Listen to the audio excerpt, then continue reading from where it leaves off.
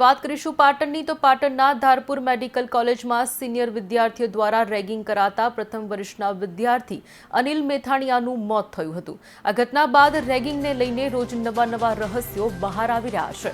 મંગળવારે 15 આરોપી વિદ્યાર્થીને કોર્ટમાં રજૂ કરાતા કોર્ટે 1 દિવસના રિમાન્ડ મંજૂર કર્યા હતા।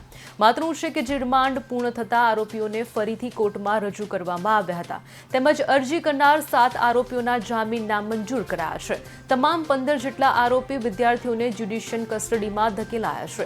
તમામ આરોપી વિદ્યાર્થીઓને સુજનીપુર અને કહી શકાય કે સબ જેલમાં ધકેલવામાં આવ્યા છે। પાટણ રેગિંગ કેસમાં આરોપીઓના રિમાન્ડ પૂરા થતા આજે બુધવારે સાંજે ફરી 15 આરોપીઓ વિદ્યાર્થીઓને પોલીસ બંદોબસ્ત સાથે એડિશનલ સિવિલ જજ ડોક્ટર HP જોશીની કોર્ટમાં રજૂ કરવામાં આવ્યા હતા। પોલીસે વધુ રિમાન્ડ માંગ્યા ન હતા।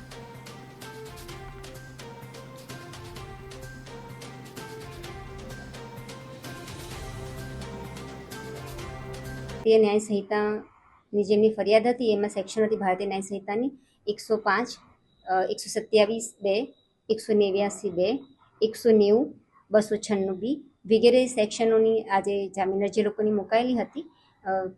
પરંતુ સદર ગુનાની જે 105ની કલમ જોઈએ BNSની તો ખૂન ન ગણાય એવા ગુનાહિત મનુષ્યવધ માટેની શિક્ષા ટ્રાયલ બાય સેશન્સ કોર્ટ હતું।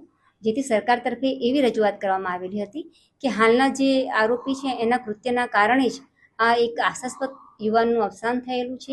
જે સંજોગોમાં નામદાર કોર્ટે પણ એની ગંભીરતા જોઈ જામીન નામંજૂર કરવા જોઈએ।